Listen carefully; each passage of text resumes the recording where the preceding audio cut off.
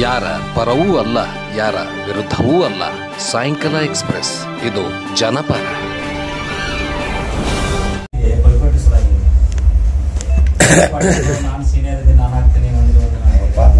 ಒಬ್ಬರೇ ಆಗ್ರಿ, ಒಟ್ಟರು ಆಗ್ಬೇಕತ್ತಾರ ಮುಖ್ಯಮಂತ್ರಿಗಳು. ಇರೋದು ಒಂದು ಸೀಟ್ ಅದ, ಇದ್ರ ಮೇಲೆ ನೀವು ಅರ್ಥ ಮಾಡ್ಕೊರಿ. ಅವ್ರು ಎಷ್ಟು ಗಟ್ಟದವ್ರ ಅಲಯನ್ಸ್ ಅನ್ನೋದು ನೀವೇ ಅರ್ಥ ಮಾಡ್ಕೊರಿ. ಅದನ್ನ ಹೇಳೋದು ಬೇಡ. ಒಂದು ಪೋಸ್ಟಿಗೆ ಒಬ್ಬರು ಆಗ್ಬೇಕಂತಾರೆ ಏನು ಮಾಡೋದು?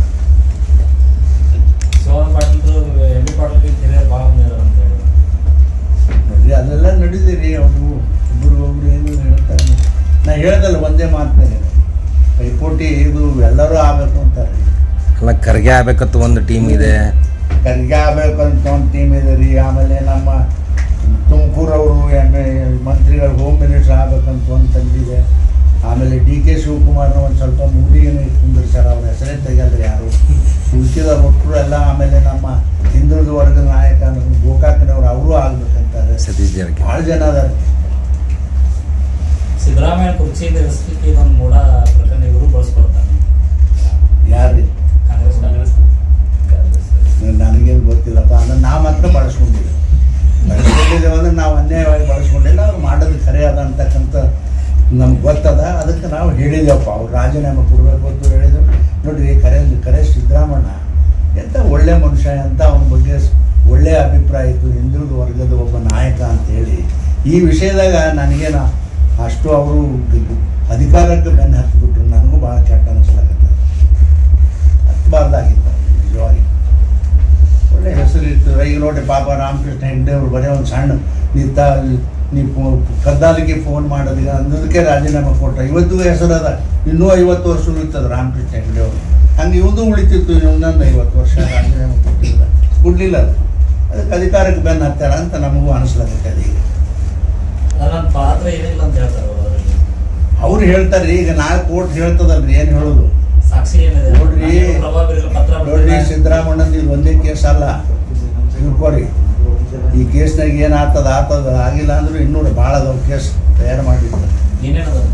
ಅದೇ ನನಗೇನು ಗೊತ್ತು ಮರ. ಹೇಳ್ತಾರಪ್ಪ ಯಾರೋ ಫೋನ್ ಮಾಡಿ ಅದು ಇದು ಅಂತ. ಆಯ್ತ್ರಪ್ಪ ಅಂತ ಹೇಳಿ ನಿಮ್ಮ ಮುಂದೆ ನಾವು ಹೇಳ್ತೇವೆ ಅಷ್ಟೇ. ಆಗುದಂತೂ ಗಚ್ಚಿ ಇನ್ನ ಕೇಸ್ ಭಾಳ ಅದಾವ. ಅದು BJP ಪ್ಲಾನ್ ಹಾಕೊಂಡು ಕೂತಿದೆ. ಇನ್ನು BJP ಪ್ಲಾನ್ ಅಲ್ರಿ, ಅವ್ರ ಮಂದಿನೇ ಪ್ಲಾನ್ ಹಾಕ್ತಾರ. ಹಿಂಗ್ಯಾಕೆ ಮಾಡ್ಲಾಕತ್ತೀರಿ? BJP ಅವ್ರ ಪಾತ್ರ ಏನೂ ಇಲ್ಲ. ಅವ್ರ ಪಾರ್ಟಿ ಅವರೇ ಹಿಂಗೆ ಕೊಡ್ತಾರೆ. ಹಿಂಗೆ ಕೆಳಗೆ ಬಂಡಿ ಇದ್ದವ್ರು ಅವರೇ ಕೊಡ್ತಾರೆ. ಮತ್ತು ತೊಗೊಳಕ್ಕೆ ನಮ್ಗೆ ಬೇಡತ್ತೆ ಅವನು. ಅದೊಂದು ನಮ್ಗೆ ಒಂದು ರಾಜಕೀಯವಾಗಿ ಅಸ್ತ್ರಾಗಿ ಬಳಸ್ಕೊತೇವಪ್ಪ. ಅವ್ರು ಕೊಡ್ತಾರ ಅಂತೇಳಿ. ಕೇವಲ ಕಾಂಗ್ರೆಸ್ನವ್ರಿಗೆ ಮಾತ್ರ ಈ ಅಸ್ತ್ರ ಬಳಸ್ತಾ ಇದಾರೆ ಅಂದ್ರೆ ಈಗ BJP ನಿರಾಣಿ ಇರ್ತದೆ, ಜನಾರ್ದನ್ ರೆಡ್ಡಿ ಇರ್ತದೆ, ಜೊಲ್ಲೆ ಇರ್ತದೆ. ಇದನ್ನ ಯಾಕೂ ಬಳಸ್ತಾ ಇಲ್ಲ ಅಂದ್ರೆ ಅಲ್ಲ. ನೋಡ್ರಿ, ಒಟ್ಟಾರೆ ನಿಮ್ಗೆ ಹೇಳೋದಂದ್ರೆ ರಾಜಕಾರಣ ಫಲಸಾಗ್ಯದ ಮರ. ನಿಜವಾಗಿ ಹೇಳುದು ಅಲ್ರಿ. ಯಾವ ಜನ್ಮದಾಗ ನ್ಯಾಯ ರೀ ಇದು? ಯಾರ್ಯಾರ ಮೇಲೆ ರೀ ಏನು ಇವರು ಅವ್ರ ಮೇಲೆ ಹೇಳೋದು, ಇವ್ರ ಮೇಲೆ ಜನ ನಗಲಾಗತ್ತೆ. ನಿಮ್ಮ ಮನೆ ಹೇಳಿಲ್ಲಲ್ಲ, ಸುಖಾಲ ಅದ, ಮಳೆ ಅದ, ಚಂದ ಅದ, ರೈತರು ಜನ ಒಂದು ಸ್ವಲ್ಪ ಎಂಗೇಜ್ ಆಗ್ಯಾರ. ನಮ್ಮ ಹಣೆ ಬರೋ ಚಲೋ ಆಗತ್ತೆ ಹೇಳಿಲ್ಲ. ಇಲ್ಲ ಓಡ್ಸಾಡಿ ಹೊಡಿತಿದ್ರು, ಮಳೆಗೆ ಹೋಗಿದ್ರು ಅವ್ರನ್ನ ನಮ್ಮ ಕೂಡೆ. ಅಷ್ಟು ಹೊಲಸಾಗ್ಯದ್ರಿ ರಾಜಕಾರಣ. ಅಷ್ಟು ಹೊಲಸು ಆಗಬಾರ್ದು. ಯಾಕಂದರೆ ಜನ ಭಾಳ ಕೆಟ್ಟ ದೃಷ್ಟಿಕೋನದಿಂದ ನಮ್ಮನ್ನು ನೋಡ್ಲಾಕತ್ತಾರೆ. ಬರೀ ರೂಲಿಂಗ್ ಪಾರ್ಟಿ ಅವ್ರು ಅಷ್ಟೇ ಅಲ್ಲ, ರಾಜಕೀಯ ಮಾಡೋರನ್ನ ಜನ ಕೆಟ್ಟ ಪರಿಸ್ಥಿತಿಯಿಂದ ನೋಡ್ಲಾಕತ್ತಾರೆ. ಈಗ ಯತ್ನಾಳ್ ಗೌಡರು ಪಾದಯಾತ್ರೆ ನೇತೃತ್ವದಲ್ಲಿ ಪಾದಯಾತ್ರೆ ಪ್ರಾರಂಭ ಆಗ್ತಾ ಇದೆ. ಇದು ಏನು BJP ಹೈಕಮಾಂಡ್ ಗ್ರೀನ್ ಸಿಗ್ನಲ್? ನನಗೂ ಗೊತ್ತೂ ಇಲ್ಲ. ಅಂದ್ರೆ BJP ಹೈಕಮಾಂಡ್ ಸಿಗ್ನಲ್ ಕೊಟ್ಟಿಲ್ಲ ಅಂತೀರಿ? ನನಗಂತೂ ಸುಳ್ಳೆ ಗೊತ್ತಿದ್ದದ್ದು ಹೇಳ್ಬೇಕ್ರಪ್ಪ. ಶರೀರಣ್ಣ ಕೂಡ ದಯವಿಟ್ಟು ನೋಡ್ರಿ ಒಂದು ಸ್ವಲ್ಪ. ಮೋದಿ ಅವ್ರದ್ದು 2 ಅವಧಿ ಆಡಳಿತ ಇತ್ತು, ಈ 3ನೇ ಅವಧಿಯಲ್ಲಿ ಅದು ಕಾಣ್ತಾ ಇಲ್ಲ ಅನ್ನೋದು.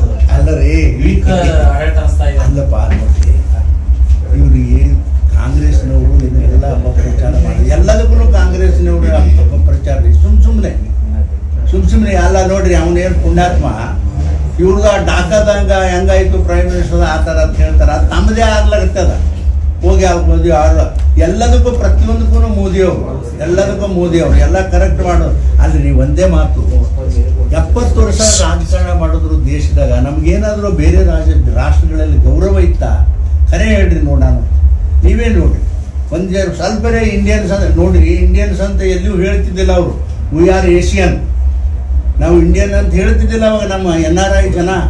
ನಾವೇ ಕೇಳಿದೆವು, ನಾವೇ ಅವಾಗ ಏನು ಹೇಳ್ತಿದ್ರು, ನಾವು ಯಾರು ಏಷ್ಯನಪ್ಪ ಅಂತ ಹೇಳ್ತಿದ್ರು, ಅವ್ರು ಇಂಡಿಯನ್ ಅಂತ ಹೇಳ್ತಿದ್ರು. ಇವತ್ತು ಏನು ಯಾರು ಕೇಳದೇ ಇದ್ದಾರೆ, ಎಸ್ ಫ್ರಮ್ ಇಂಡಿಯಾ ಅಂತ ಹೇಳ್ತಾರೆ. ಅಂದರೆ ಅಂಥ ಒಂದು ದೊಡ್ಡ ಗೌರವ ತಂದು ಕೊಡ್ತಕ್ಕಂಥ ಕೆಲಸ ನರೇಂದ್ರ ಮೋದಿ ಅವ್ರು ಮಾಡ್ಯಾರ. ಇವರೆಲ್ಲ ಸುಮ್ಮನೆ ರಾಜಕಾರಣಕ್ಕಾಗಿ ನರೇಂದ್ರ ಮೋದಿ. ಆದರೆ ಸತ್ಯ ಇನ್ನೂ ಒಂದು ಸ್ವಲ್ಪ ಸೀಟ್ ಬರ್ಬೋದಾಗಿತ್ತು, ಬಂದಿಲ್ಲ. ಆದರೂ ಕೂಡ ಅವರೇನು ಹತಾಶರಾಗಿಲ್ಲ. ಯಾವ ರೀತಿ ಕೆಲಸ ಮಾಡಬೇಕು ಮಾಡೇ ಮಾಡ್ಲಕತ್ತಾರ. ಅದ್ರ ಬಗ್ಗೆ ಎರಡನೇ ಅಭಿಪ್ರಾಯ ಇಲ್ಲ. ಈಗ ಯಾವಾಗ ನಿಂದ್ರಿಸರಿ ಹೇಳ್ಕೊಂಡು ಎಲ್ಲನೂ ಮಾಡ್ಲಕತ್ತಾರಲ್ಲ. ಯಾಕಂದರೆ ಅವ್ರ ಕೂಡ ಭಾಳ ಒಳ್ಳೆಯ ಸಂಬಂಧ ಅದ. ಏನು ನಮ್ಮ ಅಲೈನ್ಸ್ನವ್ರು ಅದಾರ, ಎಲ್ಲರದ್ದು ಒಳ್ಳೆಯ ಸಂಬಂಧ ಅದ. ಇವ್ರು ಏನು ಮಾಡ್ತಾರೆ ಅದಕ್ಕೆ ಸಂಪೂರ್ಣ ಅವರು ಬೆಂಬಲ ಕೊಡ್ತಾ ಇದ್ದಾರೆ. ಅದ್ರ ಬಗ್ಗೆ ಎರಡನೇ ಅಭಿಪ್ರಾಯ ಇಲ್ಲ. ಸರ್, ಯತ್ನಾಳ್ ಅವರು ಶುಗರ್ ಫ್ಯಾಕ್ಟ್ರಿ ಬಂದ್ ಮಾಡಿದ್ದಾರೆ, ಪೊಲ್ಯೂಷನ್ ಕಂಟ್ರೋಲ್ ಮಾಡಿದಾರೆ, ಏನು ಅದಕ್ಕೆ ಅವಕಾಶ ಕೊಡ್ತಾ ಇಲ್ಲ. ಏನು ಸರ್ಕಾರದವ್ರು ಕಾಡ್ತಾ ಇದ್ದಾರೆ? ಅಲ್ಲ, ಸರ್ಕಾರದವ್ರು ಯಾರು ಕಾಡ್ಯಾರ ನನಗಂತೂ ಗೊತ್ತಿಲ್ಲಪ್ಪ. ಇಲ್ಲ, ನಿಮಗೆ ಶುಗರ್ ಫ್ಯಾಕ್ಟ್ರಿ ಏನಾಗ್ತಾ ಇದೆ, ಅವರವರ ವೈಯಕ್ತಿಕ ದೇಶ ರೈತರ ಮೇಲೆ ಪರಿಣಾಮ ಬೀಳಂಗಿಲ್ಲ, ಖಂಡಿತ ಬೀಳ್ತದೆ ರೈತರ ಮೇಲೆ. ಈಗ ನಾವು ಮತ್ತೆ ಈಗ ಇನ್ನೂ ಒಂದು ಇಂಡಿ ಒಳಗೆ ಮೊನ್ನೆ ಒಂದು ಶುಗರ್ ಫ್ಯಾಕ್ಟ್ರಿ ಪೂಜೆ ಮಾಡಿದವ್ರು ಇಂಡಿನೊಳಗೆ. ಅಲ್ಲಿ ತಡವಲ್ಗ ಹತ್ರ ಹಾಂ. ನಮ್ದು ಯಾಕ್ರಿ ಮರ, ನಂದೇನು ನೋಡುವ ಮರ, ನಂದು ಒಂದು ಸಾಲಿಲ್ಲ, ಒಂದು ಚೇರ್ಮನ್ ಇಲ್ಲ, ಒಂದು ಬ್ಯಾಂಕ್ ಇಲ್ಲ, ಏನೇನು ಇಲ್ಲ. ನಿರಂಬಳ ಮನುಷ್ಯ ಅದಿಲ್ಲ. ಈಗ ಮುತ್ತೆ ಹಂಗೆ ಕೂತಾರಲ್ಲ ಗಾಂಧಿ ಚೌಕನಾಗ, ಹಂಗದಿಲ್ಲ. ನಂದೇನಿಲ್ಲ. ನನ್ನ ಮಕ್ಕಳು ದುಡಿತಾವೆ, ನಾವು ದುಡಿತೇವೆ. ನನ್ನ ಸಿಸ್ಟಮ್ನಾಗೆ ನಾ ಬದುಕ್ತೀನಿ ನೋಡ್ರಿ. ನನ್ನ ಸಂಸಾರ ನನ್ನ ಮಕ್ಕಳು ನೋಡ್ಕೊಂಡು ಹೋಗ್ತಾರೆ. ಸಾಲ ಅಂತೂ ಇಂಥ ಸಾಹುಕಾರಗಳು ಯಾರು ಕೊಡ್ತಾರೆ? ಒಂದು ನಿಮಿಷ ನಾ ಹೇಳೋದು ಕೇಳ್ರಿ. ನಂದೇನೂ ಇಲ್ಲ. ಮೋದಿಯವರು ನನ್ನ ಪಗಾರ 1,80,000 ರೂಪಾಯಿ ಕೊಡ್ತಾರ.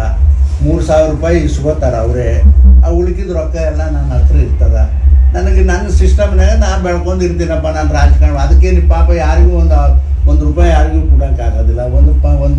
ಒಂದು ಅಡ್ವರ್ಟೈಸ್ಮೆಂಟ್ ಕೊಡೋಕ್ಕಾಗೋದಿಲ್ಲ. ಯಾಕಂದ್ರೆ ಎಲ್ಲಿಂದ ಕೊಡೋದು? ಮಕ್ಕಳು ಬೈತಾವು, ನಾವು ದುಡ್ದು ರೊಕ್ಕ ತೊಗೊಬೇಡ್ರಿ ಅಂತೇಳಿ. ಏನು ಮಾಡೋದು? ಇದ್ದಟ್ರಾಗೆ ನಾ ಬದುಕಲಾಗತ್ತೀನಪ್ಪ. ನಾ ಸಾಹಿತ್ಯನೇ ಹಿಂಗೆ ಇರೋ ನೋಡ್ರಿ. ಆದರೂ ದೇವ್ರ ನೋಡಿ, ಇದನ್ನೆಲ್ಲ ನನಗೆ ಕಲಿಸಿದವ್ರು ರಾಮಕೃಷ್ಣ ಹೆಗಡೆ, JH ಪಟೇಲ್. ಯಾವ ಕಾರಣಕ್ಕಾಗಿ ಸಮಾಜದ ಜೊತೆ ನೀನು ಕೆಡಿಸ್ಕೋಬೇಡ. ಆಮೇಲೆ ಯಾವ ಕಾರಣಕ್ಕೂ ಅಧಿಕಾರ ಮತ್ತು ಹಣಕ್ಕೆ ನೀನು ಬೆನ್ನು ಹತ್ತಬೇಡ.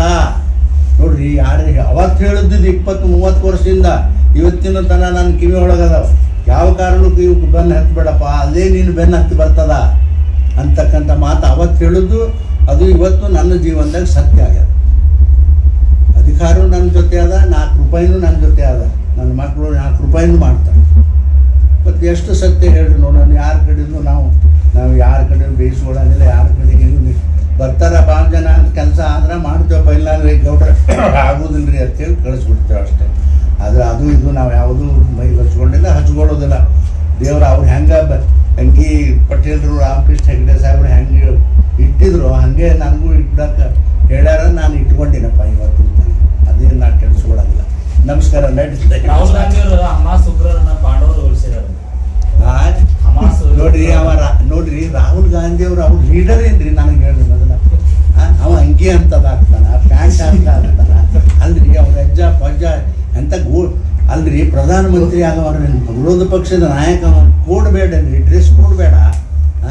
ಹೇಳ್ರಿ ನೋಡೋಣ, ನೀವೇ ಹೇಳ್ರಿ ನೋಡೋಣ. ಅವ್ರ ಅಜ್ಜ ಹಿಂಗೆ ಬರ್ತಿದ್ದ, ಅವ್ರ ಅಪ್ಪನೂ ಇದ್ದ ಪಾಪ ಪ್ರಧಾನಮಂತ್ರಿ, ಅವರು ಹಿಂಗೆ ಇದ್ರ.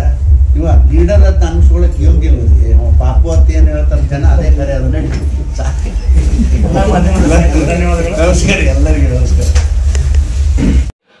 ಯಾರ ಪರವೂ ಅಲ್ಲ, ಯಾರ ವಿರುದ್ಧವೂ ಅಲ್ಲ. ಸಾಯಂಕಾಲ ಎಕ್ಸ್ಪ್ರೆಸ್, ಇದು ಜನಪರ.